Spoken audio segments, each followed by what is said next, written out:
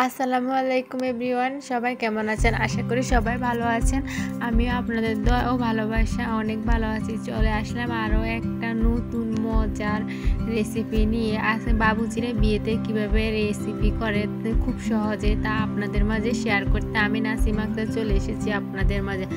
আমার চাচাতো ভাইয়ের বিয়ে উপলক্ষে অল্প কিছু মানুষের আয়োজন করছে, তা এখন তারা কিভাবে পাক করবে তা আপনাদের মাঝে শেয়ার করব। খুব সহজে তারা এই রান্নাগুলো করে থাকে। এখন মাছগুলা পিস পিস আকারে কেটে নিয়েছে। দেখেন সবগুলা মাছের পিস একই রকম করে তিনি কাটে নিতেছে। দেখে তারপরেও একটু পরিমাণ বেশি লবণ দিয়ে ভালো করে ধুয়ে পরিষ্কার করে নিতেছে তারা দুজন, আমার চাচাতো ভাই আর উনি যিনি পাক করবে তিনি। আজকে বাবুচির হাতের রেসিপি নিয়ে আপনাদের মাঝে আমি আসলাম। তারা কিভাবে বিয়েতে সহজে রান্নাগুলা করে তা আমি আপনাদের মাঝে শেয়ার করব। একটা একটা করে ভালো করে পরিষ্কার করে আবারও লবণ দিয়ে ভালো করে নিতেছে যাতে কোনো ময়লা না থাকে তার জন্য। তারপরে একটু হলুদ দিয়ে ভালো করে পানি দিয়ে ধুয়ে নিতেছে। এখন আবারও ঠান্ডা পানি দিয়ে ভালো করে ভিজিয়ে নিয়েছে যাতে কোনো রকম ময়লা না থাকে, তাই ভালো করে পরিষ্কার করে নিয়েছে। এখন পরিমাণ মতো লবণ, তারপরে একটা ডিম দিয়ে এখন সবগুলা মিশাই নিতেছে। আমি আসলে কখনো জানি না বা দেখি নাই যে ডিম দেয় মাছের সাথে, আজকে প্রথম দেখলাম বাবুচিরা এইভাবে রান্না করে থাকে। তারপরে কিছু হলুদ গুঁড়া দিয়ে এখন মাখাই নিতেছে। আমরা তো জানি শুধু লবণ দিই আর হলুদ দিয়ে মাখাই নিই, আমরা এরকম ভাবেই করে থাকি, কিন্তু বাবুচিরা বিয়েতে এইভাবে বিলে পাক করে তা আমাকে বলল। তারপর আরেকটু লবণ দিল যাতে লবণ ঠিক মতো হয় তার জন্য। তারপরে চুলায় বসিয়ে দিল একটা কড়াইতে অনেক পরিমাণ তেল দিল। তারপর তেল গরম হয়ে গেল ভালো।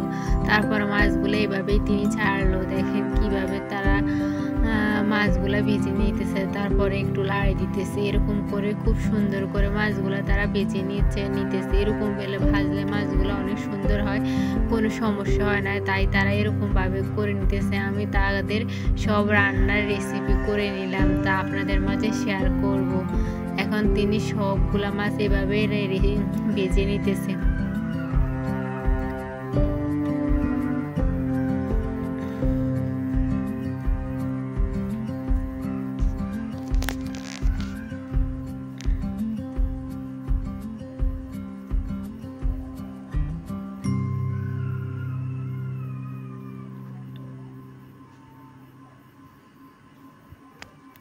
এরকম করে তিনি সবগুলা মাছ ভেজে নিতেছে। দেখেন মাছগুলা কি সুন্দর বা ব্রাউন কালার হয়ে গেছে। তিনি এখন নামিয়ে নিয়েছে সবগুলা।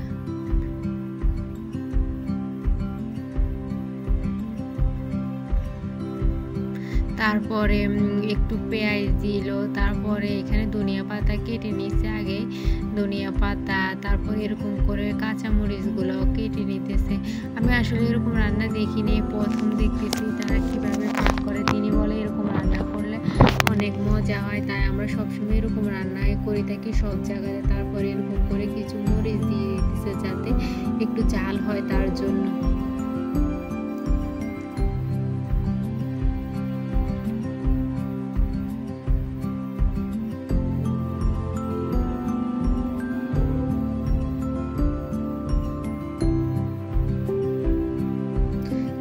দিতেছে ধনিয়া পাতা তিনি আগে কি ছোট ছোট আকারে কেটে নিয়েছে, তারপরে ওগুলো দিতেছে।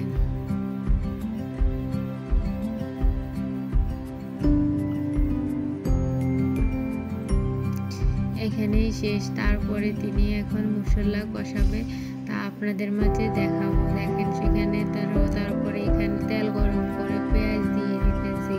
অনেক বেশি পেঁয়াজ দিতেছে কারণ এখানে অনেক মানুষের পাক, তার জন্য পেঁয়াজগুলো দিয়ে দিয়েছে। পেঁয়াজগুলো এখন ভেজে নেবে।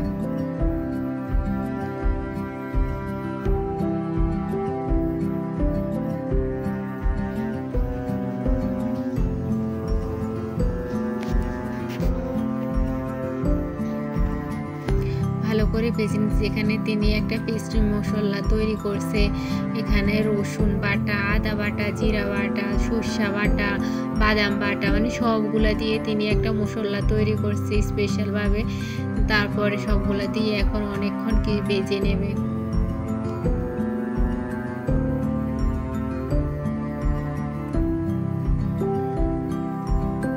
তারপর হলুদ গুঁড়ো দিয়ে দিতেছে পরিমাণ মতো। তারপরে গুঁড়া মরিচ গুলা দিয়ে দিতেছে। এরকম ভাবে করে নিবে সব মশলা।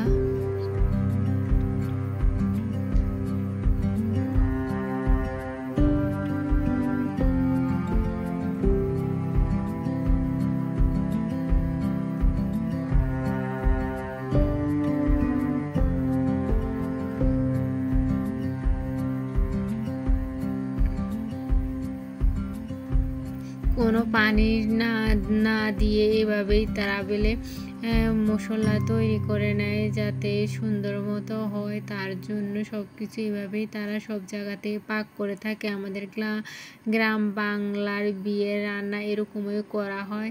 তিনি এখন করা হয়ে গেছে এই মশলাটা, তাই এখন তিনি মাছের মধ্যে এভাবেই দিয়ে দিতেছে। সবগুলা মাছকে ঘুরে দিতেছে মশলাটা দিয়ে।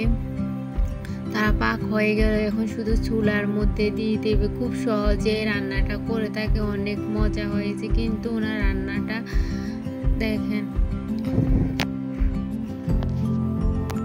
এখন চুলার উপর দিয়ে কিছুক্ষণ জাল দিয়ে নেবে। এভাবে করলে বেলে অনেক মজা হয়। আসলে আমরা অনেকবার অনেক বিয়েতে গেছিলাম, আসলে এভাবে রান্না করে তা আমি জানি না। খুব সহজে মজাদার রেসিপি তৈরি করে নিয়েছে উনি। আমাকে বলতেছে যে এরকমভাবে সবসময় তোমরাও করে নিও, তাহলে সুন্দর মতো খেতেও পারবো, অনেক মজাও লাগবে। তার জন্য আমি ওনার থেকে শিখে নিয়েছি, তাই আপনাদেরকে শেখানোর জন্য আমি এই রেসিপিটা করে নিলাম। সবাই ভালো থাকবে।